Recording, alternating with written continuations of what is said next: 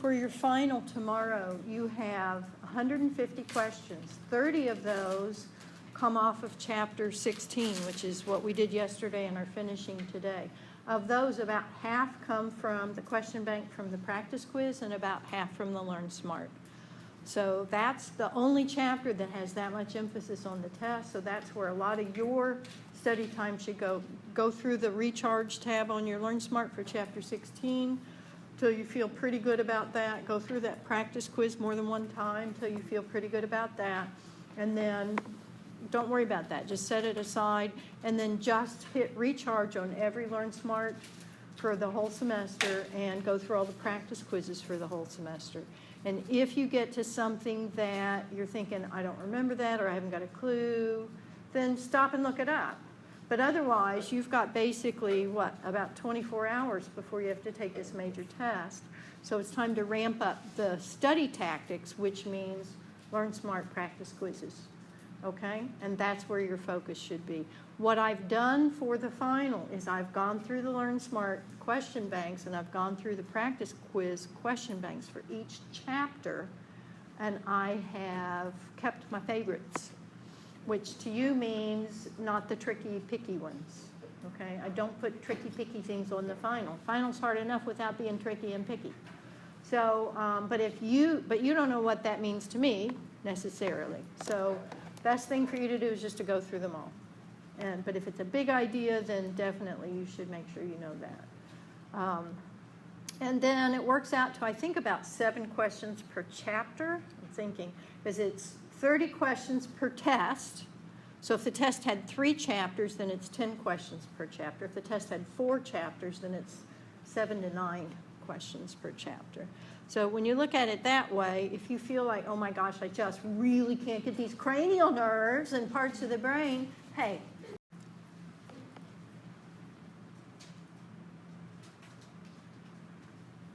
Okay, so here's where we finally get to the point about why is it 20 feet out. And this picture's not really doing it justice, so we'll have to see what we can do about that. So if an object you're looking at is at least 20 feet away, then when the light rays enter, they're entering pretty much parallel to each other. And because they're all coming in parallel, they're all kind of hitting the lens parallel to each other, then it's easy to accommodate. Okay, I have no problem with that picture. This is the one I have trouble with. So let's exaggerate that a little bit.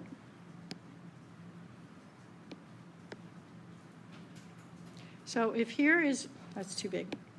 If here is my eye, and I have an object, well, that's probably too small now. If I have an object that's pretty close by, little flower I'm looking at, then the light rays from that flower are going off in all directions, and not all of them are going to come straight into the eye. So some of them are going to come in kind of at an upper angle, and some at a lower angle, and some straight by. Now, if someone else is over here 20 feet away, then what? The object has still got light rays coming off in all directions, but if you're 20 feet away, which are the only ones that are going to hit the little pupil of your eye? Just the ones that are coming straight at you. And 20 feet is just sort of the distance based on the physics of light and the size of our pupils. 20 feet away means that the only light rays that enter the eye are the ones that are coming pretty much parallel to each other straight towards you. And all the others get deflected off. But if you're closer than that, then some of those light rays can hit. And so rounding the lens accommodates for that difference. So here you see on the right that the lens is rounder, and that bends the light rays more so that they're still focused on the retina the way they should be. Notice, please, that the image is inverted. So it's not just upside down, but rights and lefts are backwards as well. All right, we talked about cataracts. All right, the cavities. This gets confusing. The terminology is kind of arbitrary. So try to remember that the vitreous is in a cavity. Put your V's together. The vitreous is in a cavity. Okay? Which cavity would the vitreous be in? You know where it is. It's in the back, so it must be in the posterior cavity. And the posterior cavity is everything behind the lens. So what do we call the part in front of the lens? That would be the anterior cavity, but we subdivide that into two parts, and the two parts are called chambers. And that's why you've got to keep your cavities and your chambers straight. Okay, so two chambers. And the iris is kind of the dividing line for the two chambers. So do I have the vitreous in the posterior chamber and then an anterior chamber in front of the lens? How am I going to remember which one's a cavity and which one's a chamber? That's the part that's arbitrary. So if you remember the vitreous is in a cavity, then that'll help you keep them straight.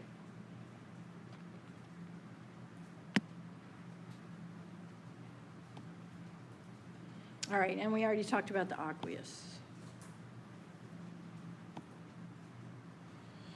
All right, so there's your secretion of the aqueous humor and the little drain for it, and we already talked about glaucoma associated with that and the function of the aqueous. We got it. All right, so have you seen a picture like this in lab? You've already seen something similar to this, right? Okay, so I'm not going to go through it unless you have specific questions or issues. Where is the optic disc? What is the optic disc? The optic disc is the point of attachment of what? The optic nerve. Is there retina there? Strictly speaking, no. There are no photoreceptors at the optic disc. So what do we call the optic disc functionally? That's your blind spot. Did you do a blind spot demonstration in lab? So you're able to prove to yourself that you didn't work? What did you do for a blind spot demonstration? Did you put your finger out? Okay, so one finger out straight at arm's length. You didn't do that? Put it in the lab menu because I wrote it, so we'll go through it. Put it out in front of you, look straight ahead. Move your hand, but keep looking straight ahead. And you'll hit a spot where the top of your finger just disappears. And you may have to go a little higher, a little lower, but basically mine disappeared right about there. Right about there, man, that's early. Okay, this is a lot of fun to do in front of a brick wall or a tiled floor, because what your brain will do is fill in the background. So you can swear that you can see the brick behind it, even though you know your finger's there. I did not lose the tip of my finger. It is still there, but I'm seeing the brick behind it. Yeah. That is your brain filling in patterns. And there's a whole science associated with the filling in of patterns. It has to do with eyewitness accounts and all kinds of things that we're not going to get into. Okay, so do we know what our tunics are from external to internal? Can you just name them for me? What's the external tunic? Fibrous. Middle is vascular, and then the internal one is nervous tunic or retina. Okay, so that's kind of a big figure or a big picture question. And how does the lens change its shape? Ciliary muscle relaxes for far vision, contracts for near vision, and that gives us accommodation of the lenses. We did glaucoma. Okay, visual impairments, emmetropia and hyperopia are the two terms for, emmetropia is normal, hyperopia and myopia. Do you remember which one's which? If you're myopic, what does that mean? Nearsighted, okay. And astigmatism, what's that? If your lens has or your cornea usually has an irregular shape, yeah. And they have treatments for that. Presbyopia means you're old. Okay, your visual field. This is important. So visual field extends as far as you can see. So if you want to know how big your visual field is, you look straight ahead and you move until you can no longer see your hands. That's how big. That's pretty big. That's almost straight out. That's pretty darn good. So how big is your visual field? Pretty good? Very good. So the light that comes into your eyes from your visual field has to land on some part of your retina. Now I want you to visualize this. Let's draw a picture. So this is a cross-sectional view of your head. Here are your eyeballs. So if I have light coming in from over here, from the left visual field, where is that light going to strike?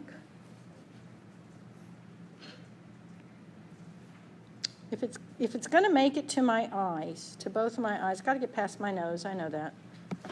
But if it's coming from the left side of my visual field, isn't it hitting the medial side of the left eye and the lateral side of the right eye? Can you picture that? So any light coming from my left visual field is going to do that. It's going to hit the medial side of the eye on the same side and the lateral side of the eye on the opposite side.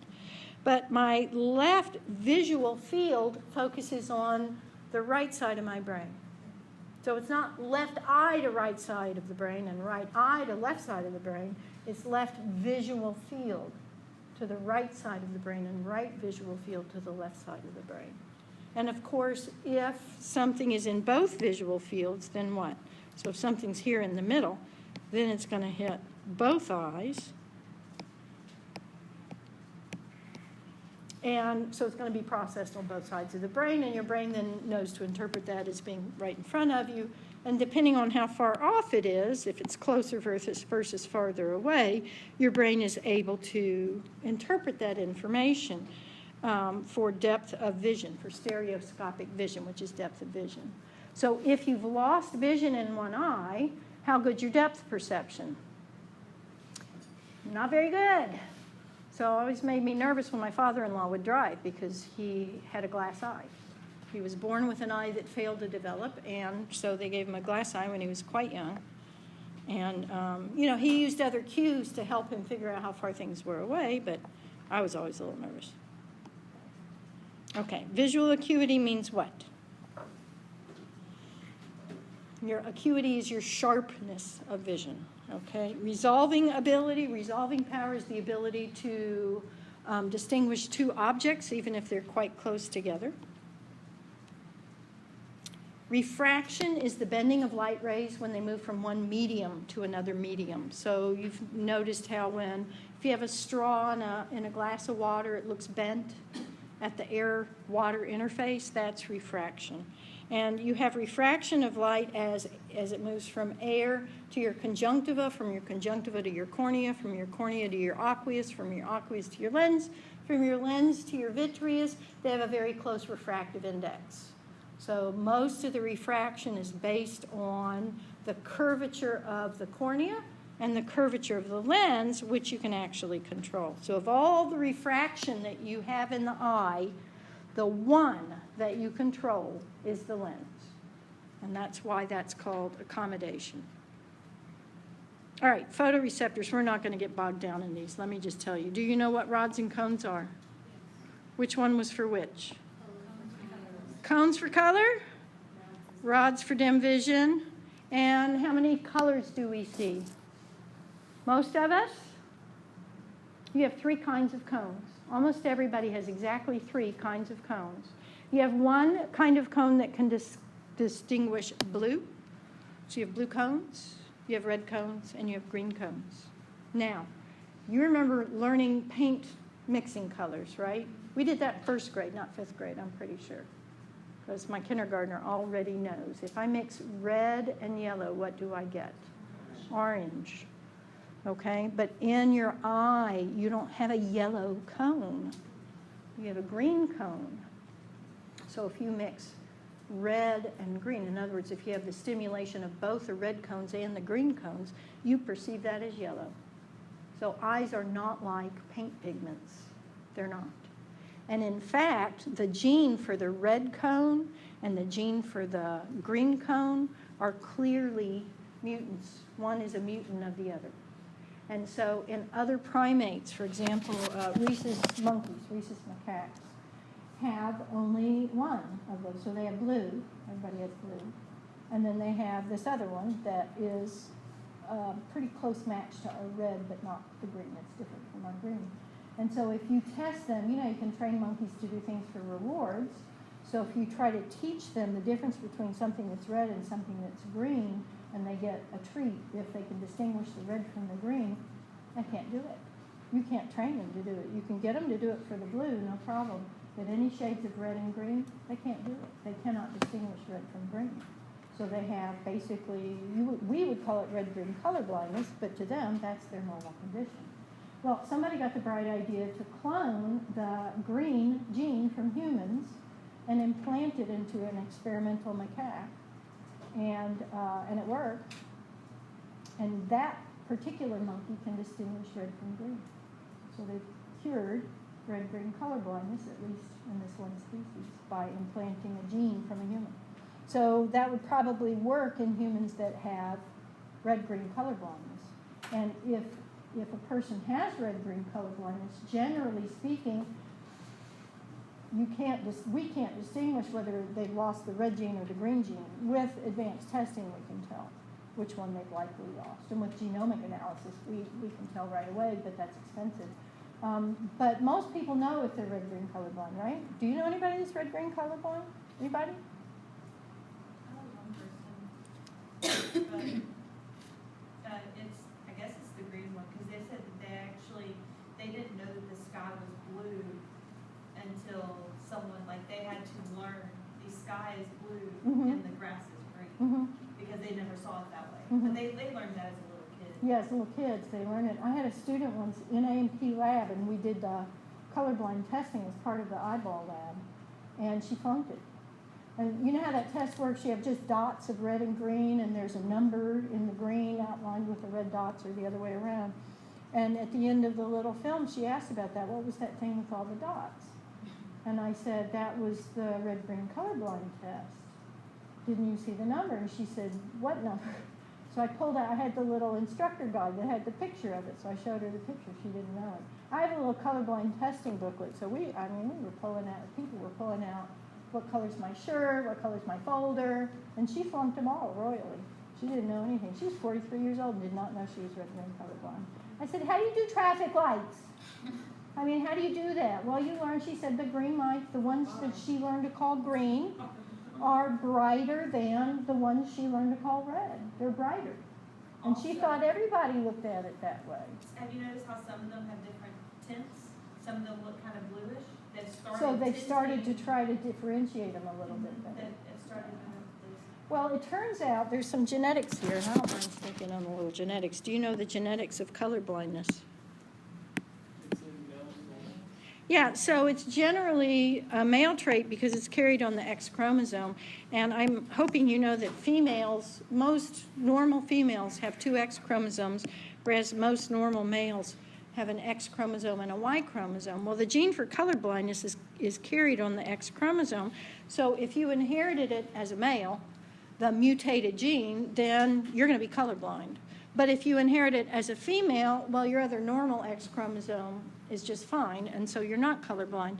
But in this particular case, she was telling us she said, well, you know, the funny thing is my dad's colorblind and my brother's colorblind, so you would think I would have known I was colorblind, but everybody in my family said, no, only males are colorblind, so that couldn't be it, right? So I said, well, let's do the calculation on that. Here's her, and here's her brother. That should be a Y. Let's just try that again. It is very abnormal. But he's not going to die in this particular story. You'll be glad to know.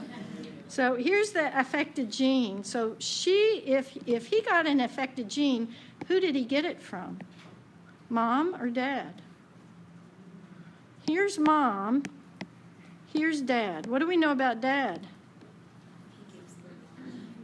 He gives the Y to a son. So where did the X come from? The mom had to give her son the X. Because if the dad gave an X, it wouldn't be a son, it would be a daughter. Right? So dad's colorblind, son's colorblind. So what about the daughter, my student? She got the X from her dad, which had the colorblind gene, but her brother also got a colorblind gene, which means the mom had it. So she's colorblind because she inherited it from both parents. Everybody see how that works? So can women be colorblind? Absolutely. Now, you'll be glad to know that there are also people who are super color seers. So in some people, they have a mutated gene that lets them see more different colors than we can see. We do not have a vocabulary to associate with that. But if there are different versions of the gene, if you've got the blue gene and the green gene and the red gene, and you can have a mutation of those genes, then in different retinal cells, you may have one or the other of the X chromosomes expressing the gene, and you may actually have more than 3 kinds of cones. There are people who see 4 versions of color. And in general, it's some difference in the red and green, and so they can see more than just red and green. They see something in between we don't have words for. We just flat don't have the words for it. But I did hear one story of a guy in Vietnam, and they found out that he could see the difference between living vegetation in the forest cover and the stuff that was cut to camouflage the Jeeps or the Viet Cong encampments or whatever. And most people flying over those jungles, all they saw was a sea of green, not this guy. He could see. He could see a little patch there and a little patch there that was just different. And so they made him, he was in the air most of the time. He didn't get much time off. So, because he could see, he was a Superman. He could see colors that we can't see. You know that other animals can see in ultraviolet, right? They can see ultraviolet spectrum. Honeybees, for example, can see UV. And if you shine a UV light on a plain yellow flower, very often you see landing strips on it. It's like arrows pointing to the nectar in the middle. So those flowers are not advertising to us. They're advertising to their pollinators, which can see UV, and we can't. All right, that's all fascinating. All right, we're getting into the part that's too much information. So as we go through this, and we really are just going to go right through it, the only thing I really think it's helpful for you to pick up here is retinol. And retinol is made from vitamin A. And you probably already knew vitamin A helps your vision, right? Okay, so that's where it helps. It helps in color vision. So I am not going to test you on any of this stuff that I'm flipping through right now. We talked about color blindness. That's all fascinating. Phototransduction, not getting into. Please don't even read it in the book. Seriously, just don't even read it. You can read it next week when you're on vacation. Okay? Dark adaptation, what does that mean? If you're dark adapted, what happens when you go from bright light into dim light? You can't see because the bright light is bleaching out your rods. They don't work in bright light. And it takes them a moment in dim light to recharge. They're so overstimulated they've quit sending impulses. It takes a moment to adapt to darkness. And vice versa. It also takes a moment to get back to light adaptation for your cones, right? So whether you're going from dark to light or light to dark, your rods and cones take a moment to readapt. And that's about all we're going to do. We're not going to talk about the channels or the sodium or the pathways or any of that. We're just not going to. Okay? The pathway. Can we get from the optic nerve to the optic tract based on what we already know? Can we do that? We learned it in lab, right? You learned the optic nerve, right? You learned the optic tract, right? Can you put them together? Okay, the tectal system. I am not going to test you on this term, even though we learned the tectospinal pathway, I think. But these go to the superior colliculi, and I think I assigned that, didn't I? Didn't I assign superior colliculi as parts of the brain? Is that ringing a bell for anybody? Superior colliculi get impulses from the optic nerve for light-triggered reflexes. So if you see movement out of the corner of your eye and you turn to look at it without even thinking about it, you can thank your superior colliculi for that. Okay, and there's a similar one for the sound. Where are we going to go next? You do not need to remember lateral geniculate, but you do need to remember that we're going to go to the thalamus. And why are we going to the thalamus? All sensory information except for which one? Olfactory goes through the thalamus. So there's a center in the thalamus. It's not just passing through the thalamus, it's getting relayed from the thalamus. So the thalamus is filtering that information and deciding what to pass on. So right now, how much attention are you paying to your peripheral visual field? How much attention are you paying to your peripheral visual field? Can you pay attention to what's out in the side? You can. But when you're focused on either what I'm saying or what you're reading on your screen or whatever, you're not paying any attention to that, are you? Okay, so before we move on to that, I'm missing a picture. Let me see if it just popped past.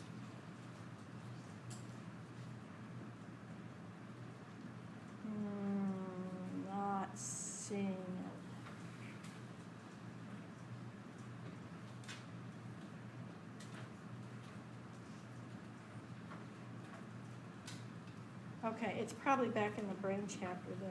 So make a note to go back and look at the visual pathway in chapter 13. And I'm going to try to draw a crude diagram for you before we go on to the ear.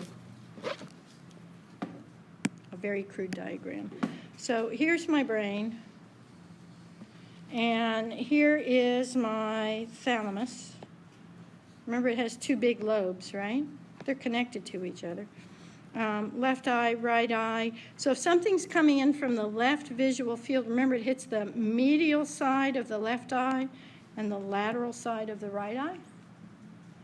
And of course it's going to follow from there. Let me just change color to make it easier to follow. Optic nerve to optic chiasma to optic tracts.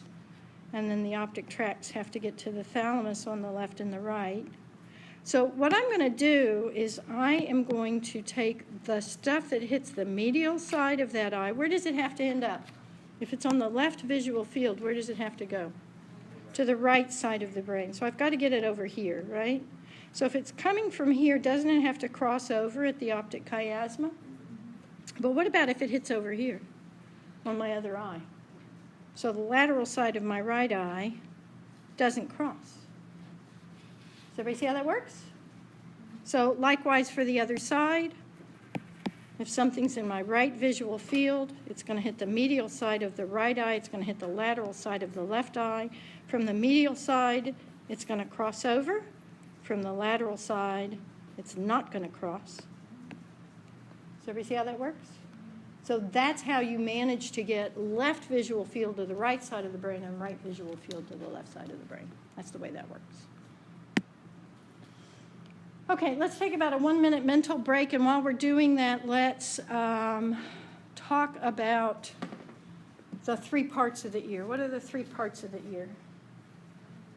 You learned them in lab, right? So what do you call them? Outer, middle, and inner? Yep. So can you name 3 parts of the outer ear? Pinna. External auditory meatus terminates at the tympanic membrane. Okay, so you have 3 regions to the ear. The outer region has 3 parts. Okay, what are the parts of the middle ear? You have 3 bones, the 3 auditory ossicles. In order, malleus, incus, stapes.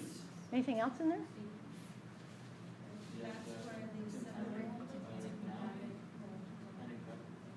You have a duct. Where did it go?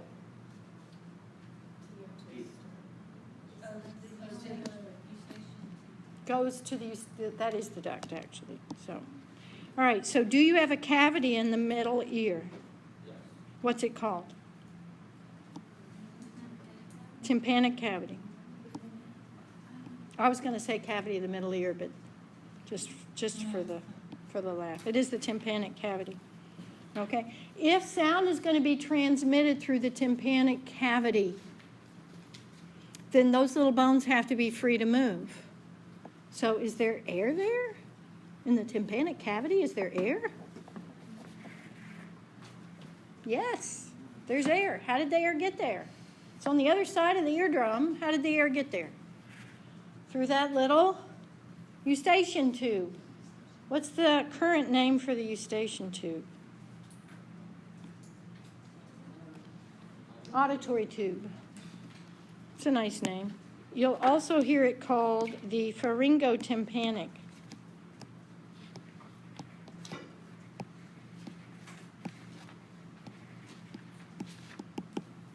Pharyngo because it connects to the pharynx, the throat. Tympanic because it goes to the tympanic cavity. And it's air-filled, but remember that it has elastic cartilage in it. You remember this was one of our locations of elastic cartilage? That cartilage is resistant to opening, so you have to pull on it to make it open, like when you yawn or swallow, that opens it, and then it snaps shut again. And that equalizes the pressure on the eardrum. So when you're in an airplane, for example, and you're at high altitude,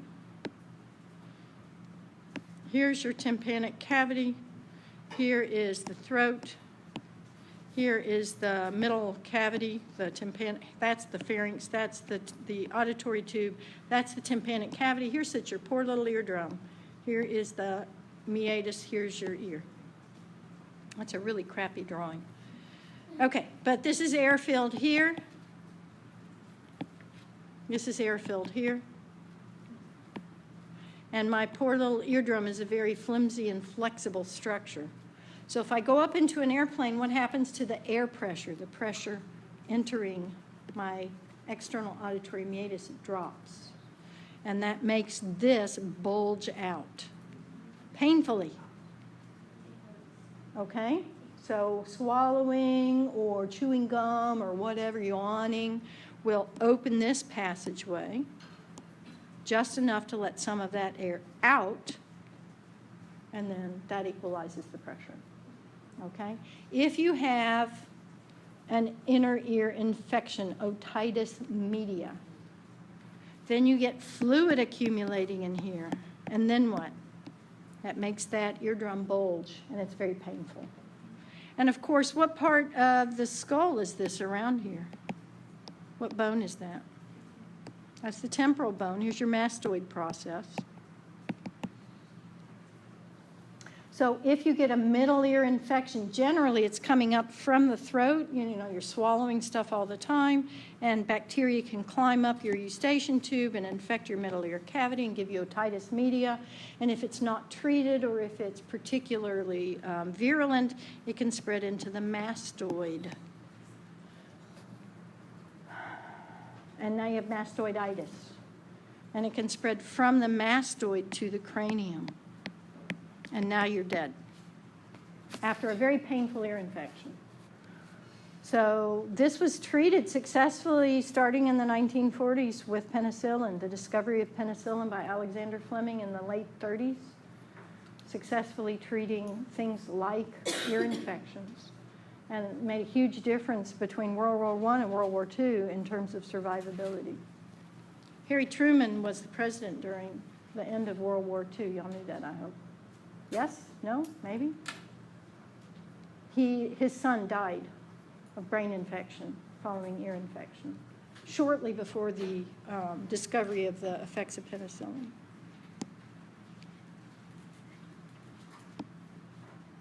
All right, so you know the bones, you know them in order, right? What happens if they get arthritis? Can you get arthritis in your ear bones? Actually, yes, you can. They're movable joints. And if it's severe enough, they can fuse together. And what do you think is going to happen? You're deaf. And that's conduction deafness. Why is it conduction deafness? You can't conduct the vibrations anymore through the ear canal, or through the auditory ossicles. There are two little muscles. I'm going to teach them, but I'm not going to test them. Okay? Stapedius. Gee, I wonder what that attaches to. And the tensor tympani. And both of these muscles help to tamp down on loud noise. So if you hear really loud noises like a gun going off right next to your ear, then you're going to be temporarily deaf for a while. These muscles contract reflexively and they try to prevent any damage to the inner ear where you have those delicate nerve endings by just not letting really strong vibrations through. But if it's an unexpected sound or a prolonged sound, then they don't work necessarily as well as they should. But that's their job. They're supposed to contract to keep those little bones from moving, to protect you from loud noises. One more thing that you'll see, it's not in the picture. You can see the two little muscles, the stapedius and the tensor tympani, which has been cut in that picture. What you can't see, because I took it out of the picture, is that there's a major blood vessel that runs right smack through this. So if you've ever been laying awake at night, you can't go to sleep, don't let that happen tonight, okay? But if it does, pay attention. So you're laying there on your pillow and you can hear the sound of your heart beating. Yeah, you're actually hearing your pulse in this artery. It's the carotid artery that supplies your brain. And you can hear it because it runs actually through your ear. So that's why it's so loud. Ringing in your ear is called tinnitus. Some people say it's tinnitus, but it's not an inflammation. It's tinnitus. And generally, we don't know. So it's a side effect of some medications. It's a result of sensory deprivation, so people that don't hear very well all of a sudden will start hearing a ringing. And the general treatment for tinnitus is turn up the volume on your radio. Seriously, you just try to drown it out. That's really about all that you can do. I think they finally found a medication that works, but I don't remember. It's just a sort of a vague memory. And most doctors are like, yeah, live with it, you know. And like our testing center staff, not very sympathetic necessarily. Yeah, you got tinnitus, okay. All right, when we get into the bony labyrinth, this is going to just really mess with your minds. Let's find the picture. Y'all need your minds messed with, don't you? Where is my picture? There it is. Do you see? And you saw this in lab, right? This lovely big thing. This thing. So you remember that big model we had? It's about that big, and it's that bony labyrinth. There is no such thing. There is no such thing as a bone that is that shape. It does not exist. The bony labyrinth is a cavity in the middle of the temporal bone. And that's the shape of it, but it's not a bone that's shaped like that. It's a hole that's shaped like that. So imagine if you could take a mold for pouring ceramics or wax candles or whatever. That's kind of how they get the shape of the bony labyrinth. If you poured wax in it and then broke the bone away, that's the shape it would be. But the bony labyrinth is not a bone that shape. It's a cavity in a bone that is that shape. And that cavity is filled with fluid. And we call that fluid the perilymph because it's around the membranous structure. The membranous structure really does have that shape. Okay? So the bony labyrinth is simply the bone around the membranous labyrinth. And you have those three semicircular guys. The membranous parts are called the ducts. The bony cavity they sit in are called the canals, semicircular canals, and they sit in all three planes, right? So you have one running in sort of the sagittal plane and one running in the frontal plane and then one running in the transverse plane. So that no matter how you tilt your head, you've got a semicircular canal where the fluid's going to run in that particular direction. Okay, what do your semicirculars respond to? Rotational movement of the head. Okay, now remember they're in your head, so if you move your whole body and your head's moving with it, that's rotational movement of the head. Okay, what about the vestibule? What's the vestibule? Y'all learned this in lab, right? The vestibule, the anatomical structure, is that cavity that houses those two membranous sacs, which are called what? One starts with a U, the utricle, and the saccule. Okay? If I promise you that for lecture I'm not going to ask you which one is which, I cannot make that promise for your lab practical. All right? But for lecture I'm not going to ask you now, which one of those is the utricle and which one's the saccule? They're both these little sac-like structures floating in the fluid of the vestibule, and what they do is they have some little crystallines in them that are called otoliths, which means ear rocks. So yes, you really do have rocks in your head. And when you tilt, gravity pulls on them, or when you start moving forward, inertia pulls on them, and that pulls on the little hair cells in the saccule and the utricle. So you can tell if you're moving forward or moving back or bending over from the vestibular apparatus. And then the semicircular apparatus is doing that rotational movement because it's the little semicircular guys. Does that make sense? So we have what we call static equilibrium. Am I upright? That's your vestibule. And then we have dynamic equilibrium. Am I rotating? That's your semicirculars. Is everybody pretty clear on the distinction between them? And what kind of receptors are they? Those are mechanoreceptors. So what's happening is the fluid that's inside, which is called the endolymph, as it flows, it pulls on the little sensitive hairs, which are either cilia or microvilli. And as they bend, that starts a nerve impulse. So it's the bending of the sensory hairs that causes a nerve impulse. And it's the same for hearing. But hearing, of course, is in the cochlea. And we looked in more detail at the cochlea, right, in lab? So you know that in the cochlea, you've got three little ducts. You've got a vestibular, a tympanic, and a cochlear duct, right? Y'all remember learning those? Do you know how to tell them apart? So if I draw a little cross-sectional view of a cochlear duct, then I've got a basilar membrane, I have a vestibular membrane, and I have a tectorial membrane. Can I tell the tectorial membrane when I see it? It's got a little curly Q on it usually, right? And the tectorial membrane sits above the spiral organ, the organ of Corti. So if I can see the tectorial membrane and the organ of Corti, then I know that's my basilar membrane and that's my vestibular membrane. Are you with me on my orientation? So I know that these guys are in the cochlear duct. I know that the vestibular membrane is the boundary of the vestibular duct. And I know that below the basilar membrane is the tympanic duct. And I know that impulses come into the vestibular duct from the oval window and go out from the tympanic duct through the round window.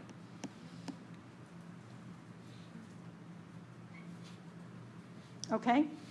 So that orientation, if you haven't already had your lab practical, might help you identify those parts. Any questions about that? So then if we look at the cochlea, you know it's all coiled up. Imagine if I could pry this thing out and spread it out, just kind of unwind it. Then what I have is the basilar membrane running through the middle of it with the spiral organ of Corti sitting atop it and the tectorial membrane, of course, above that.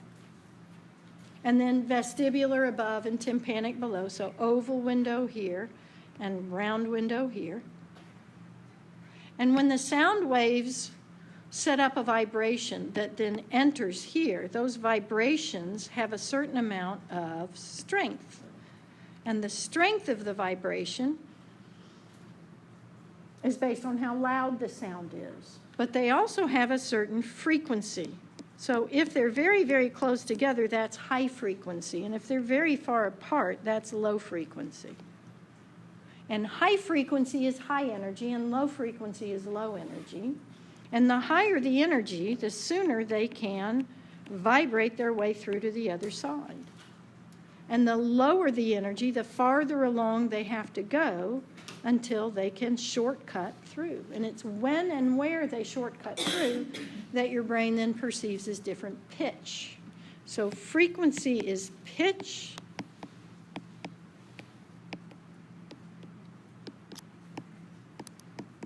And you have different pitch along different parts of the organ of Corti. So if you can imagine the organ of Corti like a keyboard. So here's the low end, and here's the high end. And then the strength of the vibration is the loudness. So those are the two characteristics that you can distinguish. How strong is it vibrating? That's how loud it is. Exactly where along the organ it's vibrating, that's the frequency. Make sense to everybody? So your brain then interprets that, and you have a different part of your little temporal auditory cortex for each little patch along the organ of Corti. Okay? Now, there are sound waves that can short circuit through right at the very beginning, and you don't have any organ of Corti right at the beginning. It's just not there. And there are sound waves that are so low that they go all the way around the end and just kind of pass through without short circuiting. So there are infrasonic sound waves that we can't hear. Y'all have heard of dog whistles, right? How does a dog whistle work? You blow it, you don't hear it, but the dogs do.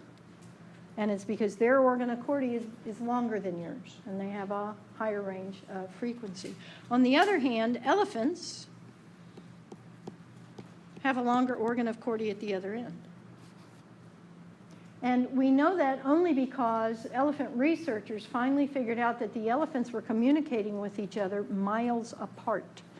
They might be 2 miles away, and within a decent amount of time, you sit down and calculate, this elephant looked like it was doing something, and then a certain time later, here comes the rest of the herd to its defense, And it had the posture of an alarm call, but we didn't hear anything. But then they calculate how far away those elephants were, how long it would take sound waves to get there, and the elephants to respond, and it all fit. And so they did what any smart researcher would do. They got a device to record the sound waves and another device to slow them down so that they could hear them. And sure enough, those elephants were making sounds that are beyond the range of human hearing. But they were so loud, it was making the ground shake. So they are communicating outside of our ability to perceive sound. So that's just something to be aware of, just like there are photons of light that we can't perceive. Ultraviolet, we can't see. Infrared, we can feel heat waves. We can't see them. So our eyes don't perceive all of the wavelengths of energy, and our ears can't perceive all of the frequencies of sound. All right, so we know kind of how hearing works. We know kind of how equilibrium works. We got all our parts figured out. We talked about otitis media. There's lots of anatomical trivia here. Again, if it's a term that you learned in lab, be familiar more or less with what its part is, its function is. And so the last thing to do is to look at the pathway. So where are we going to go? From the cochlea, what nerve? This is a trick question. The cochlear nerve. From the vestibule, what nerve? The vestibular nerve. And they join together to form what nerve? That would be the vestibulocochlear nerve. It has two distinct branches, one from the vestibule and semicirculars doing equilibrium, one from the cochlea doing hearing. Obviously, when they get through the foramen of the skull to get to the medulla of the brain, then they're going to separate back out. So we're going to see that they are going to hit the medulla and separate there. So your equilibrium is going to go to what we call the vestibular nucleus. Does that make sense? So anything called vestibular having to do with the brain, what's its job? Balance. So if I tell you there's a vestibular nucleus in the medulla, what's it associated with? Balance. If there's a vestibular tract, what's its association? Balance. Okay, so you won't have any trouble with that particular term. A cochlear nucleus for hearing, and it goes from the medulla. It's going to go up. Does it have to go through the thalamus? Does hearing go through the thalamus? What's the only sense that doesn't go through the thalamus? Smell, olfactory. So does hearing go through the thalamus? Yes. Does vestibular go through the thalamus to get to cerebral cortex for conscious perception of balance? Yes. Everything but smell goes through. Okay? So up here you see the inferior colliculi. What did we associate with the superior colliculi? If you see movement in your visual field and it makes you turn your head, or if you're tracking a moving object, your superior colliculi are doing a lot of that subconscious motor control. And the inferior colliculi do the same thing for hearing. So if you hear a loud noise and it makes you jump, that's called the startle reflex. And you do it if you hear something or if someone taps you on the shoulder unexpectedly, you get that startle reflex. The inferior colliculi are doing that. Okay, so we've got to get eventually to the auditory cortex from the cochlea, and there you see the pathway for that. So we're going from the medulla to the pons, from the pons into the olivary nucleus, which is in the cerebellum. Inferior colliculus is on the picture, thalamus is on the picture to the primary cortex. Got it. We got it. We can do that. And again, if it's not a part of the brain I already assigned you, I don't expect you to know it. So what parts of the brain did we learn? The colliculi we learned, the thalamus we learned, the hypothalamus, and then the terminal in the cerebral cortex. For equilibrium, we have static equilibrium in the saccule and utricle, and then we have angular acceleration or rotational movement in the semicirculars. Okay, anatomical trivia, anatomical trivia, anatomical trivia. Anybody feel cheated by not going over all this stuff? Anybody? We're all good with that? I think it's interesting. I just think that we were already at the point of overload. Am I right? Okay, kind of thought so. So the only thing about this is people do have trouble with equilibrium. And occasionally the problem they're having is these fluids just don't flow the way they should, and so they have balance problems. Or they have an inner ear infection, which causes disruption to the fluids. And in the case of some people, let me just go back a second, if I can. You have these otoliths. What were they? Those are the rocks in your head. And the otoliths sit on top of this membrane in the saccule and the utricle, so as long as your head's upright, they're parked on top. But as soon as you tilt forward, what happens? It causes them to bend. And in sometimes, particularly after a abrupt movement, like a blow to the head, these things can get dislodged. And it turns out we can stick them back where they belong, but you've got to tilt your head a certain way to get them back to where they need to go. So if that ever happens to you, if you ever have balancing problems, you just go see a specialist about that.